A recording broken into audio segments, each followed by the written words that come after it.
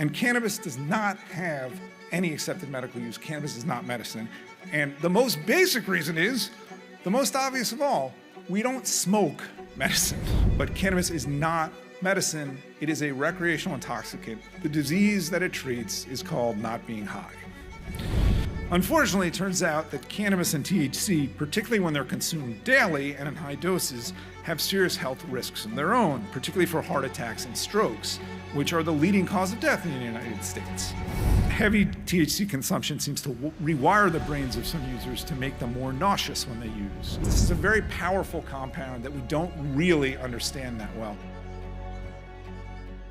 So I'm here to talk about cannabis, where the science and the politics of the drug stand today and how they've changed since 2019 when I wrote Tell Your Children, which is about the psychiatric dangers of cannabis and THC, which is the chemical in cannabis that's responsible for getting people high. But before I get started, or before I discuss what scientists sometimes call the wacky tobacco, well, actually scientists don't call it that, but some of you out here may. I see you. I want to thank Hillsdale and Dr. Arnn for inviting me to this beautiful hotel and for not forgetting me. What I'm about to say may seem a little bit off topic, but I promise it connects to cannabis and to the issue at hand. During COVID, my anti-lockdown and pro-school opening views made me a darling of many people on the right. To a lesser extent, so did my views in 2021, my concerns about the mRNA COVID vaccines and vaccine mandates in particular. But I'm not really on the right. I'm a lifelong political independent, although I've no doubt grown more conservative as I age. You know, as the old joke goes, if you're 20 and conservative, you have no heart, but if you're 70 and liberal, you have no brain. I think there are probably students at Hillsdale who would disagree. Either way, I pride myself on trying to evaluate questions individually and on their own merit, rather than just picking a side and believing everything that it says and does is right.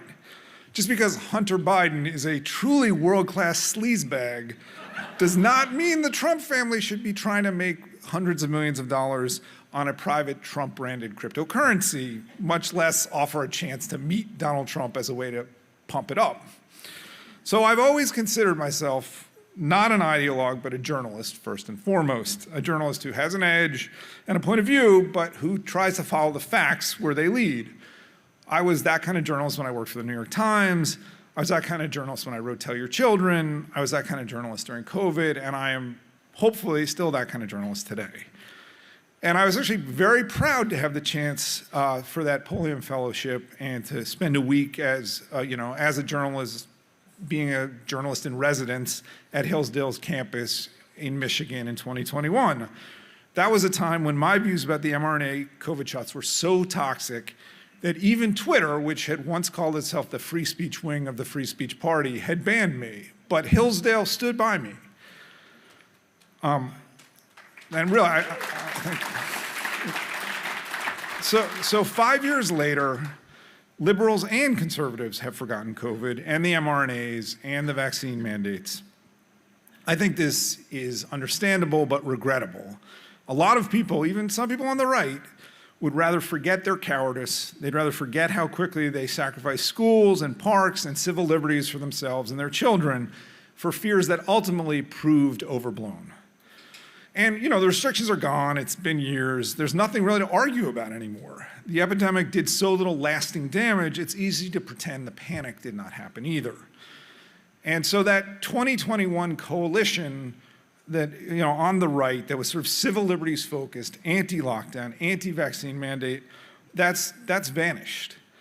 And, our politics have changed in a strange way. Any chance that the Republican Party might move away from Donald Trump after what I would say was the disgrace of January 6th ended after Democrats engaged in lawfare, and that's really what it was in 2023. In my home state of New York, prosecutors tried to bankrupt Donald Trump for the crime of taking out loans that he then repaid. And they tried to imprison him for the crime of winning the 2016 presidential election. That's really what happened. And those efforts backfired. and Republicans rallied around Trump. And so today, on the right, the leading voices are completely in the tank of Donald Trump, of President Trump, and won't accept any criticism of him or his policies, or they're conspiracy theorists and making a lot of money selling conspiracy. And I don't fit in either of those categories. And, my invitations have mostly dried up. And that's fine. I still have a nice audience on Substack, and no one has to agree to talk to me, just like I don't have to agree to open my unreported truths audience to anybody else. But I am grateful, really, truly grateful to people on the right who genuinely believe in independent thought and demonstrate that, and who believe in free speech and believe in the search for truth, even when that truth can be uncomfortable to them. And Hillsdale, as far as I can tell, Hillsdale truly embodies that philosophy as deeply as any institution that I know, including Yale. I mean, I think Yale is doing a bit better these days. They put out a report a couple weeks ago acknowledging that they made mistakes and that they are part of the reason that trust in higher education has fallen. But they have a long, long way to go. And Hillsdale is a place that continues to demonstrate it believes in. It walks the walk. And so I would take an invitation from Hillsdale to speak, not just at this fine hotel, but at a Motel 6. Although, I'm not sure how many of you would be there. So thanks, Dr. Arndt, for this. Okay, so I promised you a few minutes ago I would link the bigger political issues here to the question of where cannabis stands today. And maybe some of you, if you're aware of what happened last week, can see where this is going. Last week, President Trump officially rescheduled cannabis. What that means is that he reduced the Drug Enforcement Administration's restrictions on it.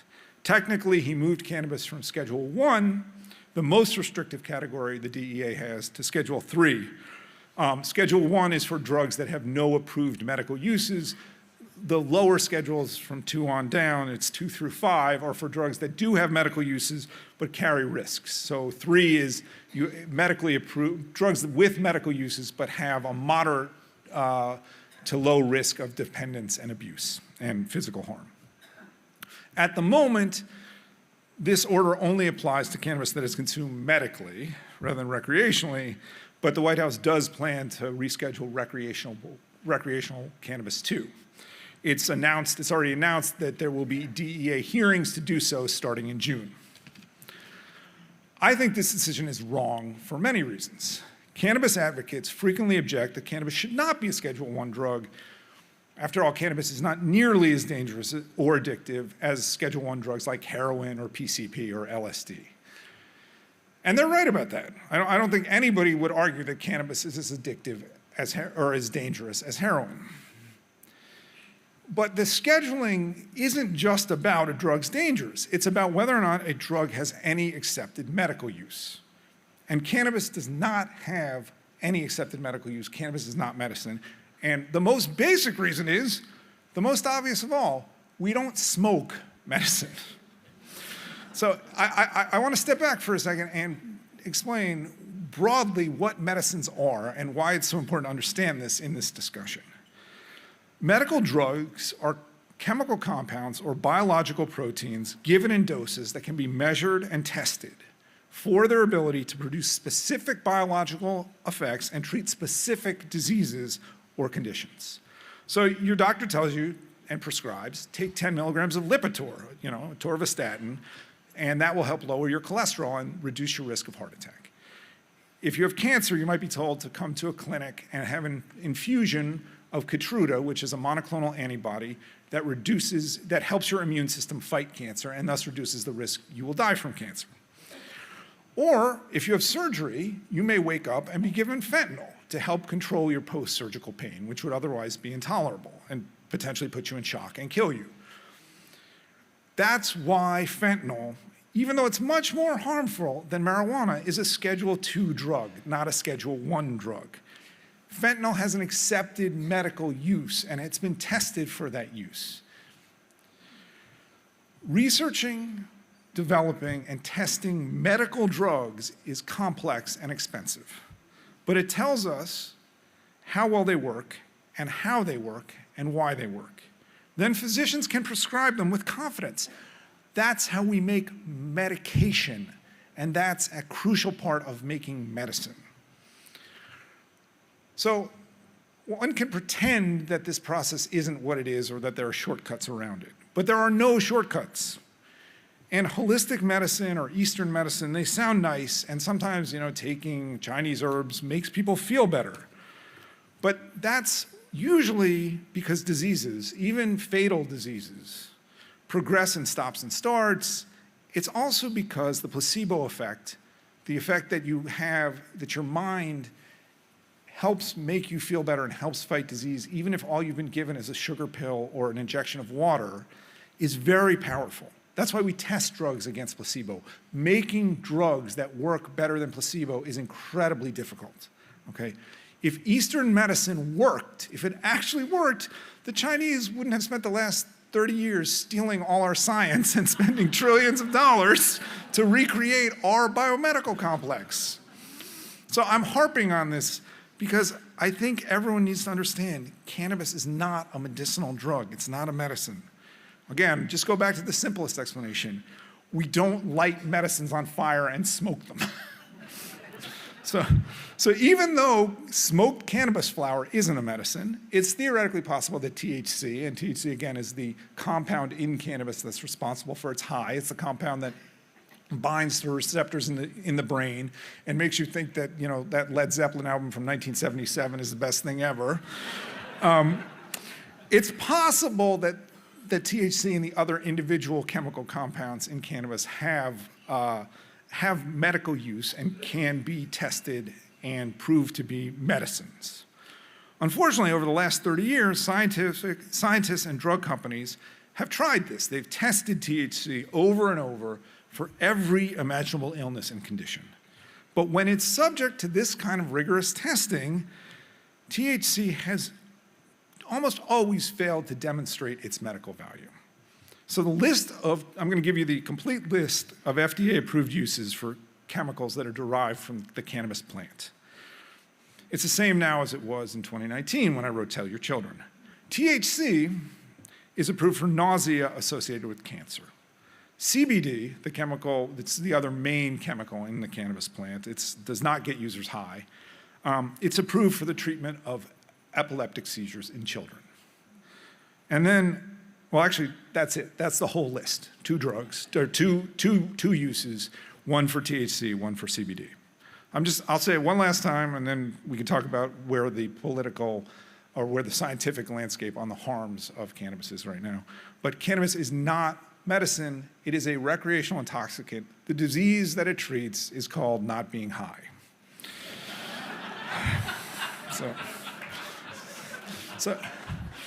And if we're going to legalize it, that's why we should legalize it, okay? We should legalize it on the basis that it's a recreational intoxicant, and alcohol is also a recreational intoxicant, and it's a drug that adults should be allowed to use, even though it's not a great thing for them to be doing, and it's somewhat dangerous. But President Trump, unfortunately, by focusing on the to my mind, almost non-existent medical benefits of cannabis as he justifies rescheduling, he's gone the other way, and he's only going to encourage this confusion.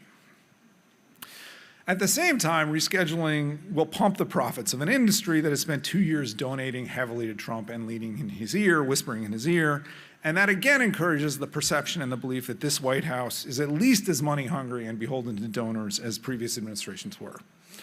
So you may be starting to see why I can't get invited anywhere anymore. But this decision to reduce restrictions on cannabis is particularly ironic because it comes at a moment when state-level cannabis legalization has demonstrably failed to have any of the positive impacts its backers promised voters over the last 20 years. Advocates said legalization would put the illicit industry out of business and generate massive tax revenues as a legalized business. But that's not true. The legal industry has had a very hard time competing with the illicit market, especially in high-tax states, like the one we're in right now. And so revenues have fallen short of expectations and are actually declining in many states. Only yesterday, a Bay Area newspaper wrote about California's failing cannabis industry. Advocates said legalization would make cannabis more like alcohol, that it would normalize its use, as a casual drug in recreational settings, at parties, or social gatherings, that people would start to use it once in a while. But unfortunately, that prediction really hasn't come true either. Casual use of cannabis, if you look at the studies, it's only increased marginally. It tends to increase a little bit once a state legalizes, and then it doesn't go up much anymore.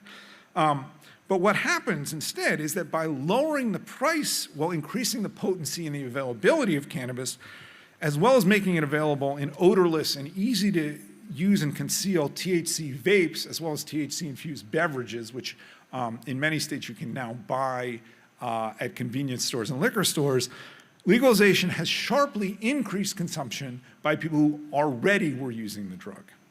Almost 20 million people in the United States now use cannabis daily, more than the number of people who drink alcohol every day. Many use vapes, which again are odorless and very small and discreet, to use covertly at work or school.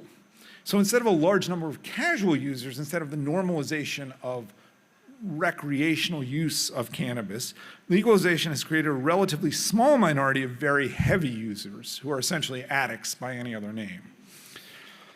Backers said legalization would not impact road safety and might even help it, on the theory that driving high is safer than driving drunk. But no, really, this is something you can find people saying. But fatal car crashes have risen dramatically in the United States over the last 10 to 15 years, as have the number of crashes where the active metabolite of THC and no other drug, or some other drugs, was found in the blood of the driver. In one recent study in Ohio on drivers who died in crashes between 2019 and 2024, over 40% had THC in their blood, a level, even the study's author said he was surprised by that. Advocates also said legalization would not hurt health overall and might even help it. And again, the logic is we can move people away from alcohol and to cannabis. Cannabis is less physically dangerous, and it doesn't kill people through acute overdose. Unfortunately, it turns out that cannabis and THC, particularly when they're consumed daily and in high doses, have serious health risks of their own, particularly for heart attacks and strokes, which are the leading cause of death in the United States. A study presented last year at the American College of Cardiology annual conference found cannabis users under age 50 were over 6 times as likely to suffer a heart attack as non-users. And that risk is not limited to smoked cannabis. It's also if you consume THC in other ways. So it's not just the smoking. There's something about the way THC impacts the heart and the smooth blood vessels that is causing an increased risk of heart attack and stroke. Another unexpected and serious danger is severe cannabis-induced vomiting, which doctors call cannabis hyperemesis syndrome, or CHS. Heavy THC consumption seems to rewire the brains of some users to make them more nauseous when they use, even though cannabis theoretically is an antiemetic, it's an anti-vomiting agent. But again, this shows this is a very powerful compound that we don't really understand that well. I actually, just today, around an hour ago, an emergency room doctor told me about cases she had seen where people's CHS was so terrible that they'd actually damaged their stomachs from vomiting. And yet it's still sometimes hard to convince these people that they shouldn't be using. And that's because cannabis is also a lot more addictive than was promised during legalization. Cannabis, again, withdrawal doesn't produce the same kind of acute physical effects that alcohol withdrawal by alcoholics or alcohol addicts does. If you try to stop drinking and you've been drinking heavily for a long time, you actually have to be medically supervised or you can have seizures and die. And that's clearly not the case with cannabis use. But that does not mean cannabis is not physiologically and psychologically addictive. As many as 30% of users meet the criteria for addiction. As the government of Canada, which is not exactly a conservative place, now warns, continued, frequent, and heavy cannabis use can cause physical dependency and addiction. Last but not least, coming back to tell your children, the evidence for a link between cannabis and severe mental illness continues to grow. No one now disputes that cannabis and THC regularly cause transient episodes of psychosis and paranoia. Psychosis, which I hope you're fortunate enough not to know what it is, but most people do, is essentially the medical term for hallucinations, delusions, detachment from reality broadly.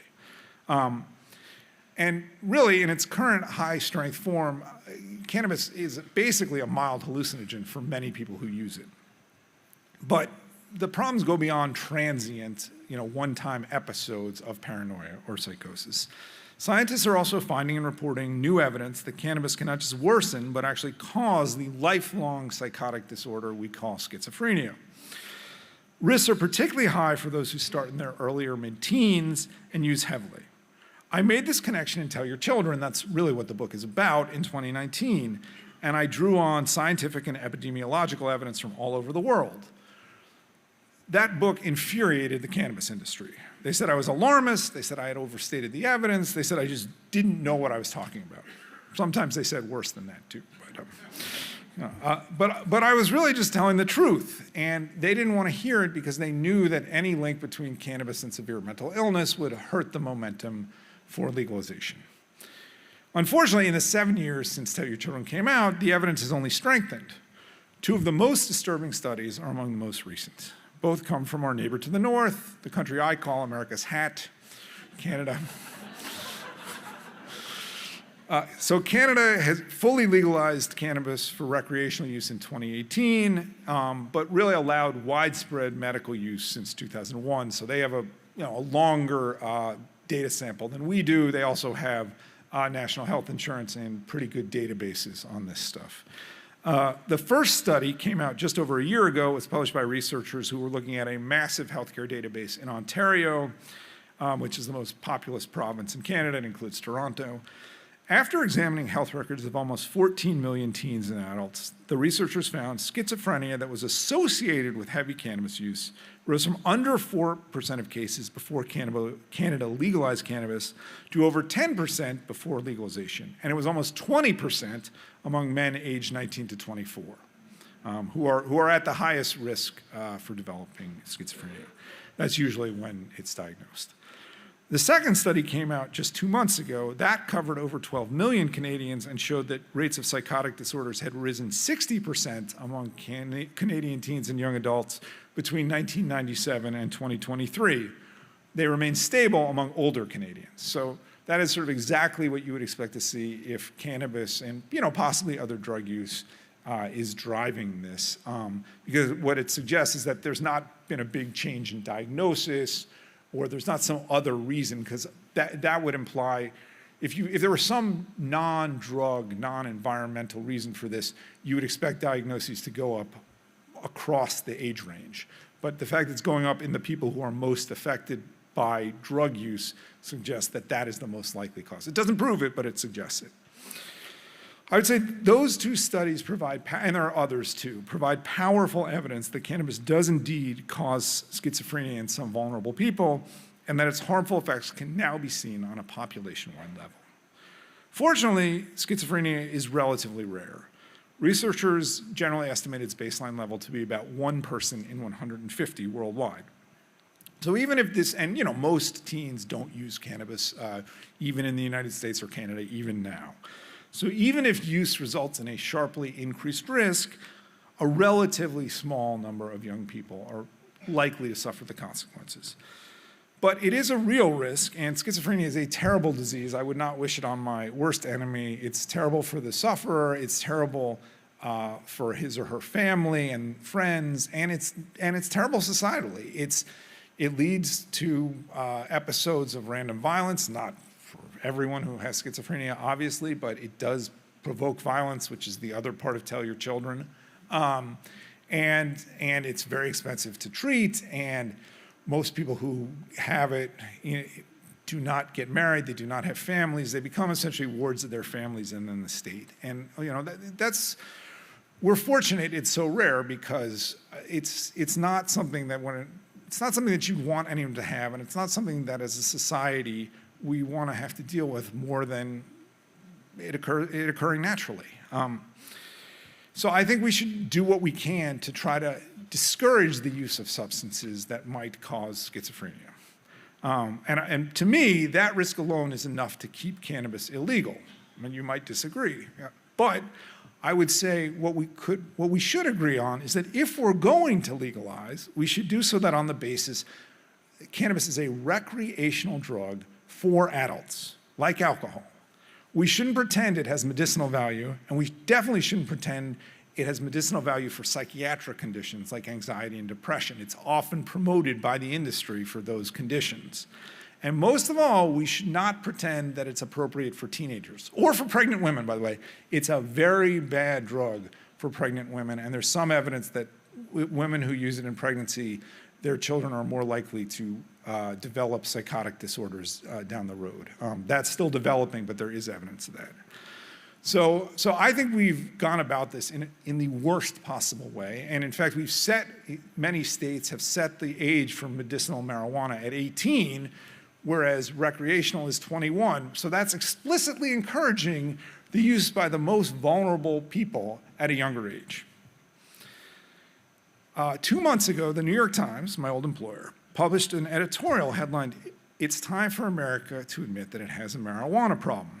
The Times wrote, "This editorial board has long supported marijuana legalization and predicted that it would bring few downsides. In our editorials, we describe marijuana addiction and dependence as relatively minor problems. Many advocates went further and claimed that marijuana was a harmless drug that might even bring net health benefits. They also said that legalization might not lead to greater use. It is now clear that many of these predictions were wrong. Oh well, we'll try again next time." So I mean, in some ways this was very gratifying for me to read, and even the New York Times, which, believe me, if the entire building on 8th Avenue blew up and they needed to rebuild from the ground up, they would not rehire me. It's funny that sometimes people on the right are like, he just wants to get back to the New York Times. I'm like, no, I don't, and that's not happening. But so when even the Times admits that you're right, you're right. But winning this argument scientifically and medically doesn't actually mean very much, because I've lost it culturally and politically. We've all lost it. Decades of stories from the Times and other mainstream media outlets about the virtues of cannabis and of cannabis legalization did their job too well. Support for full legalization has fallen slightly in the last couple of years as its downsides become more apparent, particularly to the parents of teens and young adults who are using heavily. But legalization still commands nearly 60% support among American voters, and even more among young people. Now President Trump has done what Joe Biden and Barack Obama, who definitely used cannabis and didn't hide it. I'm not saying as president, but he did use. He's done what Joe Biden and Barack Obama would not, and moved to put a federal stamp of approval on cannabis. Rescheduling is not full legalization, but it is a powerful and important step in that direction. That's why the stocks of cannabis companies jumped sharply when the president announced his initial plans to reschedule in December. Look, I know President Trump has many bigger concerns than the legal status of cannabis. And I understand that, as long as legalization is getting 60% of the country, or polling that way and polling even higher among young people, there's a lot of political pressure on him to reschedule. But I do wish he had held the line. I think it's more than a little ironic that a teetotaling Republican, who will soon be the oldest president in the history of the United States, will go down as the man who set the stage for full legalization of cannabis on the federal level. But that is where we are right now. And I'll just finish by saying, don't get me started on psychedelics. So thank you to Hillsdale, to Matt, to Doug Jeffrey, and to Dr. Arn for giving me the chance to speak. I'm happy to take questions. If you don't have questions, I'm just going to keep talking. So I urge you to ask questions. Thank you.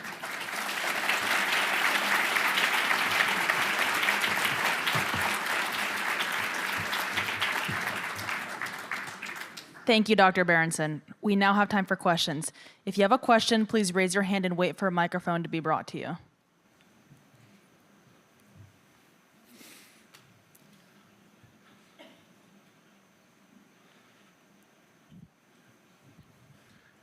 Okay. I'm a frontline healthcare worker, so I definitely have seen this personally. But my question to you is, with so many states who have already legalized recreational marijuana, how do we put the genie back in the bottle? That's a great question. I think I think it's going to take a long time. Historically, if you look back centuries, generally when countries get to a certain level of cannabis use, they decide they don't like the consequences anymore. And that's not just true in the West. It's true in Mexico. It was true in India. I think that parents at least are starting to push back. And I think if you look at the overall numbers, it's not like half the country is smoking every week or using THC every week. On the other side, on the other hand, the industry is pretty entrenched. And so I think it's more of a cultural and sort of media fight. I think I've grown to believe, Steve Bannon said politics is downstream from culture. Everything is downstream from culture. We've valorized drug use in this country. The use, both medical drug use and the use of drugs of abuse. And I think there's an even bigger question about that, right? So cannabis fits into this question of why it is that so many kids are being prescribed amphetamine, for the non-disease known as ADHD. Why it is that there's so much benzodiazepine use, when we've known now for a generation or more that can be addictive and dangerous. And there's no easy answer. There's no short-term fix to this, but I do think that that making people acknowledge that this is a drug, not a medicine, is a good place to start. Hi, Alex, I want to tell you that was my question partially, but that I am a big fan of yours and started following you during COVID because you were a reasonable voice. And so I was excited to come here today knowing that you were going to be here. But my second question would be, thank you for enlightening me about what Trump just did, because I had no idea that this was not a good idea. And how can we, as an individual then, I'll expand on what the last question was, that what can we do individually to start putting the genie back in the bottle? So there will be, you can submit comments for this rescheduling of recreational use starting in June. I don't think it's going to matter, but you can put your voice out there. Again, broadly, I would, one of the things we can do, or you can do as a parent, if your kids use, THC or cannabis, first of all, keep an eye out and see, because the vapes are, they're small and they're odorless and they're pretty, it's pretty easy for somebody to conceal one. It does not, and it doesn't even necessarily make your eyes red. It's a lot easier to conceal those than it was to conceal, flower cannabis, or is to conceal flower cannabis. So keep an eye out. But I would also say, don't let your kids, one of the things that's happened with THC in particular is people will have these episodes of paranoia, or some cases outright psychosis, a single episode. If you as a teenager have a single episode of paranoia or psychosis using cannabis, even though it's transient, you go to the ER and maybe you just stay home and hide in the corner, you should not use cannabis. That is a very bad sign. And it means that your risk of developing severe mental illness or worsening whatever less severe mental illness you had are high. And so, as a parent, that's something you should talk to your kids about, right? So, tell your children, I named the book that because it was the original title of the movie we now call Reefer Madness, and I sort of wanted to lean in because I did expect there would be pushback, but I also thought people should tell their children. And it's a line to walk about drugs, because, you don't want to tell your kids, oh, if you have one drink, you're going to turn into a vegetable or whatever. You have to be somewhat honest with them while also being not encouraging them. And that's my kids are 6, 10, and 13, and it's a line that I'm learning to walk myself personally. But I think the number one thing you can do in that setting is make sure your children know that if they have a bad episode using pot, they should not use it. It's bad for them. And hopefully that's something you can say without sounding too old or too tuned out. Alex.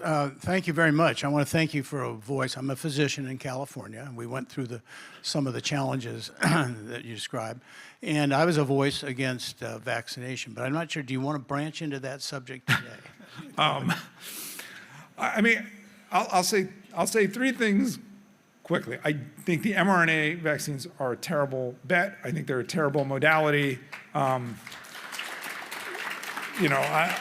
kids, I didn't get an mRNA vaccine. My kids didn't get them. I think that's one of the better decisions I've made in my life. And I think the way they were introduced and shoved on people is a sign of just how crazy the public health establishment is about vaccines.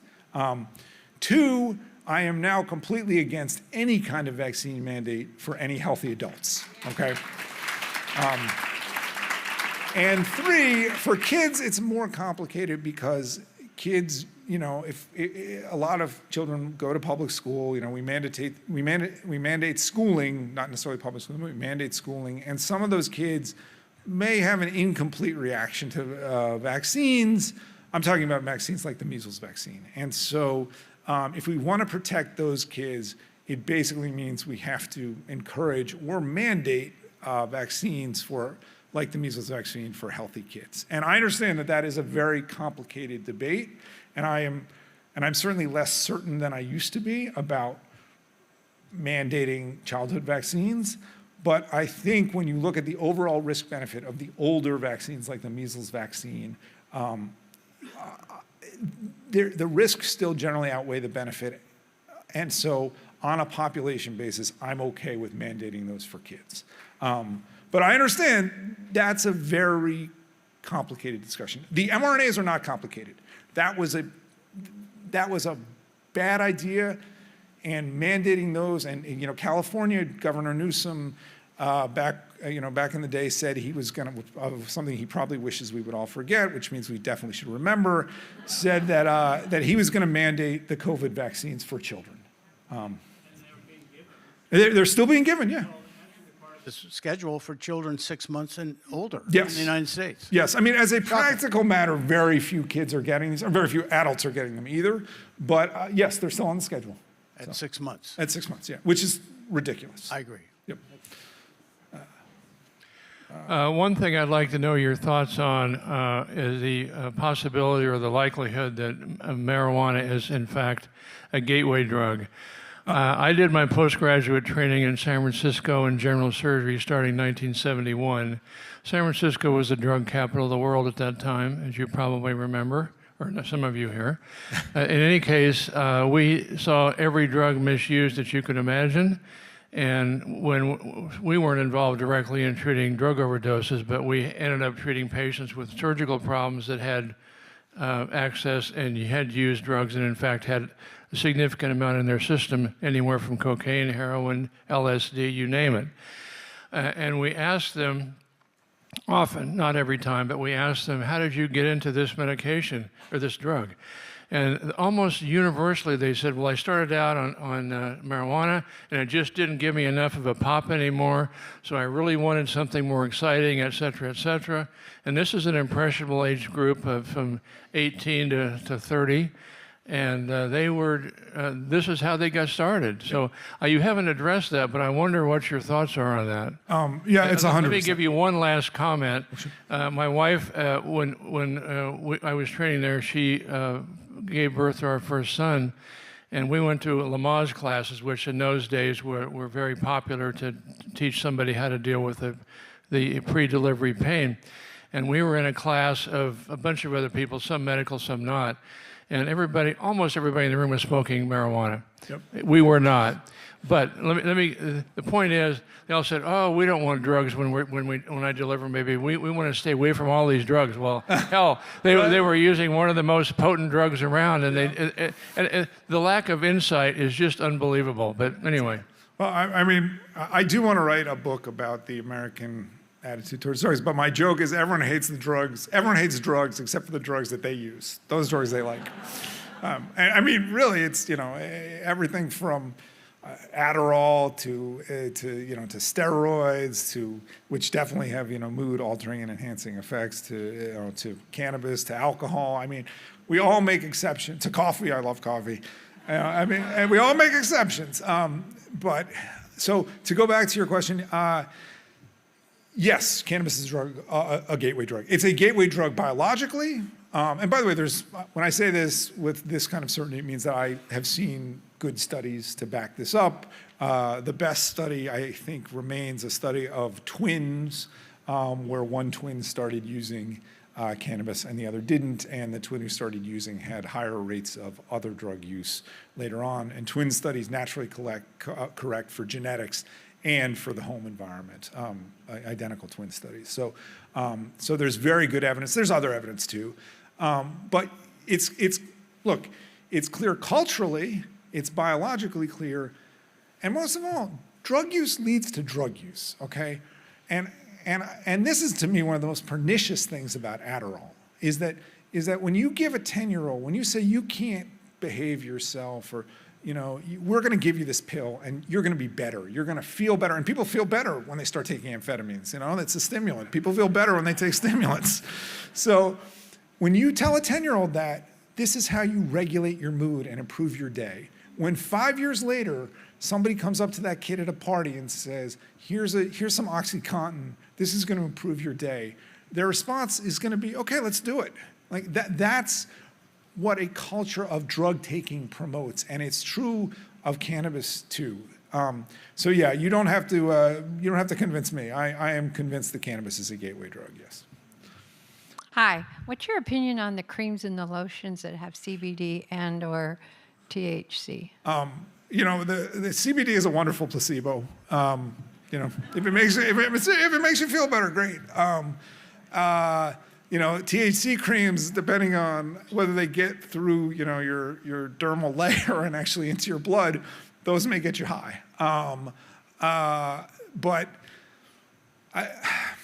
I don't have a problem in general with people trying stuff for themselves that has a placebo effect. I mean, people accuse me or would tell me, and in this audience this may not be a bad thing, of being sort of a moralist about drugs. And I don't think I'm a moralist. I think what I am is somebody who doesn't feel that as a society we are willing to make people face the consequences of their own drug use, which especially when it leads to addiction. And so no society is willing to do that, because the consequences are so horrific to the user generally and to the people around them that we feel a need to step in and try to help them. And so, which is understandable. And so the only thing, because we're not willing to, put that person out on an island, we need to try to stop them on the way in. And so that, I don't know if that makes me a moralist. I think it makes me a realist.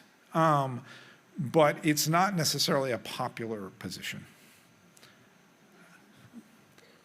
Yeah, I have a question here. I think your exposition is really well done and interesting, but one thing still I wonder about, it seems to me that almost every statement you made and every argument would apply just as strongly to alcohol as it does to THC. And it's not really clear. Well, would you like to comment on that? I think that's a fair argument. I would say, no, it's a state. Yeah, I mean, you could, yes. So I believe actually that we shouldn't have alcohol advertising on television. I think we should probably have higher taxes on alcohol. I think we should try to discourage alcohol use. Alcohol is not a great drug. I mean, and I say this as someone who drinks. Okay, alcohol is not a great drug, and the question is, do we want to introduce another drug that's not a great drug into our society? And do we want to allow the commercialization, the cultural encouragement, or do we want to have a situation where listen, we're not going to put 1 million people or 10 million people in jail for cannabis use. That didn't happen before cannabis was legalized. It didn't happen before it was decriminalized. It certainly didn't happen after it was decriminalized. So to me, that's not the question. The question is, do we want a full legalized scheme that will result in more use? And I think the answer to that question is no. Alcohol is clearly even more integral to society than cannabis, even though alcohol use is actually going down. And so I think we should do things to discourage alcohol use, but I don't think we'll get anywhere with prohibiting it or criminalizing it. And I think we tried that 100 years ago. But just because prohibition failed does not mean that we can't continue to prohibit cannabis, broadly prohibit it. Not put people in jail for it, but leave it outside, leave the industry outside the law. In your research for the book, did you find any evidence of outside influences, mainly our enemies abroad, that might have been funding a lot of these campaigns to get the positive votes to pass this kind of legislation? No, but what is interesting is that so many of the grows, the illegal grows, are funded or are run by Chinese nationals and have financial connections to China. And that's true in Oklahoma, that's true in Maine, that's true in California. And it's a very interesting question whether that's just happening because a bunch of Chinese entrepreneurs saw this opportunity. When I say illegal grows, I mean large farms where lots of cannabis is being grown essentially at industrial scale. And then sold into the illicit market. And catching those is much harder than it used to be because the illicit market and the legal markets are so intertwined, in practically every state. And so there is evidence of that. And and just as there's substantial evidence that the Chinese were involved in, I'd say there's more than evidence. The Chinese were involved in selling fentanyl precursors to Mexican drug gangs, and that was a large part of our overdose crisis of the last 10 to 15 years. And so, this audience is, I think, pretty historically informed and has not forgotten the opium wars, but a lot of Americans have no idea what those were. I assure you the Chinese have not forgotten them. And so, the Chinese know that heavy drug use is a major societal stressor. And they don't have heavy drug use right now, but we do, and it's at least in part due to Chinese nationals and to Chinese drug sales, and that is real. Alex, my name is Frank Chu. I'm a surgeon and the author of over 30 peer-reviewed medical journals. There's some criticism about your book about cannabis causing psychosis. The criticism was they're saying you're equating correlation to causation. Yes. I looked up some of the references that said that, and most of them are not peer-reviewed journals. They're some kind of drug alliance thing. And Yes. I would like to have you be able to defend yourself so I can defend you.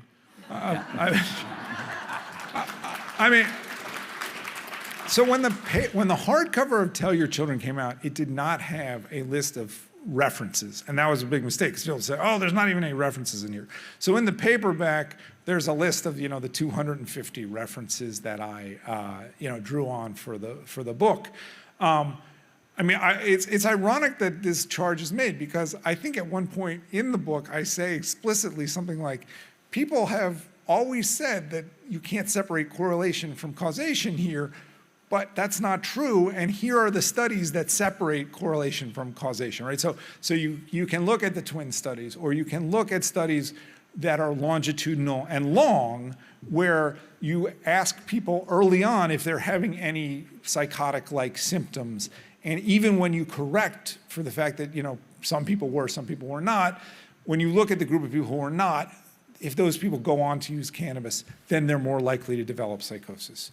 Or you look at people who use and then stop using in T1, and then or they use in T1, they stop using in T2, then you look at T3, what has happened to their likelihood of getting psychosis. So, short of a randomized controlled trial of tens of thousands of people where we tell some people to smoke pot, and I'm joking, but I'm not joking, and then we see who develops psychosis, we're not going to be able to say this with the 100% answer that an RCT would give us. And you couldn't do that because, among other things, in addition to the practical difficulties of this, you can't run a randomized controlled trial that is designed to detect harm. It's unfair to experiment on people to see if a drug hurts them. You're laughing, but like this is a real, it's a real problem. It's a real issue in science.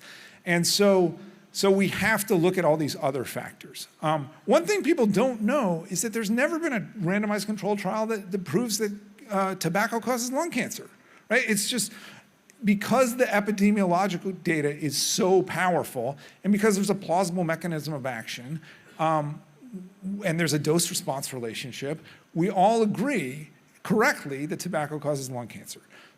But the tobacco companies spent a generation saying, well, maybe there's some hidden gene that makes people smoke and also causes lung cancer.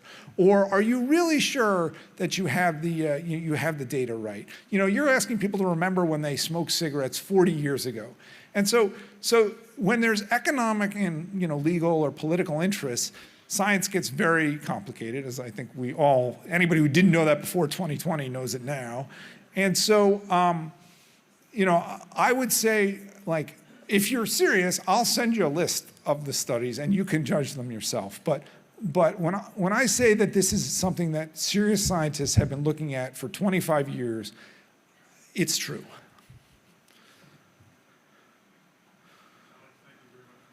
And for the work you've done over the last 5 or 6 years. I'm a big admirer. You closed your comments by saying you didn't want to get into psychedelics, so I'm going to ask you about psychedelics. You should be a reporter.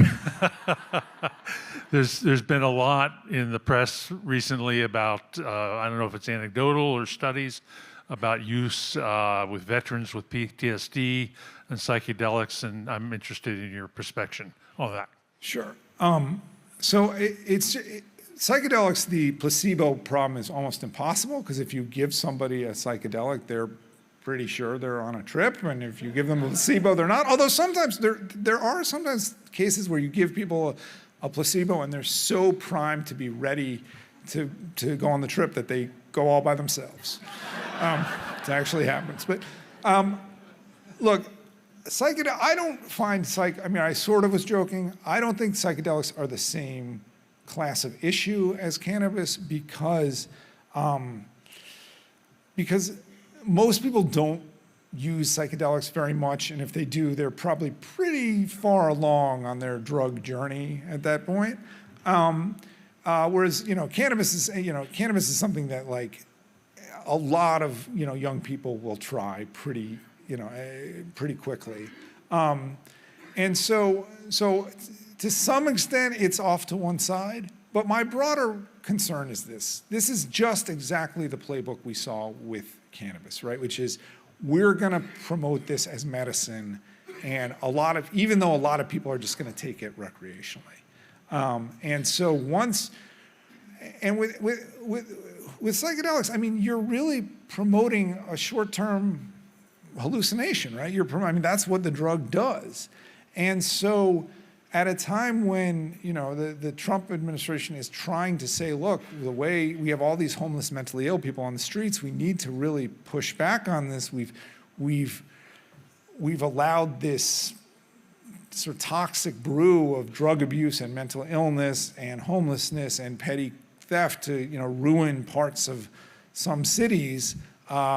We want to discourage drug use to on the flip side of this, have the government saying, hey, we actually think, well, maybe these psychedelic, maybe LSD is actually good for you, is confusing.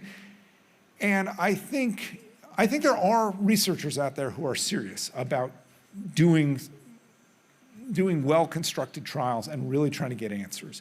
I think there are also people hoping to make a buck, and it's very hard to separate those. So all this is a long way of saying I also don't think Joe Rogan should be setting drug policy in the United States. I realize he's very funny and MMA is awesome, but maybe Jay should be helping set drug policy in the United States. So again, that was sort of a throwaway line. I was looking for a last line, and now you caught me on it and made me give this long answer. But I do. My main concern is having seen what happened with cannabis in the last 25 years, that we're going down a road where something gets legalized for supposedly medicinal use, or even actually medicinal use in this case, but gets used by college kids, who want to see the universe. We now have time for one more question. Alex, our new neighbors have toddlers, and they smoke pot next to us 4 or 5 times a day. And being retired, my wife and I, in the patio, we wonder, should we go in the house, or is this going to affect us? The secondary smoke coming to us? No, but it might affect those toddlers. I mean, this is something I really object to. Okay, there is very strong evidence in Tell Your Children and since Tell Your Children. Unfortunately, there's a huge amount of child abuse associated with cannabis use, and much more than people realize. And I'm not even entirely sure why that is, except that, alcohol tends to make people weepy. It tends to be alcohol tends to enhance emotion, and cannabis more enhances sensation. So people, they use it when they're listening to music or eating or whatever. And so when you're dealing with, and it also makes you lazy, right? So when you're dealing with young children, toddlers, dealing with them can be very hard, right? It's a lot of work with a 1-year-old.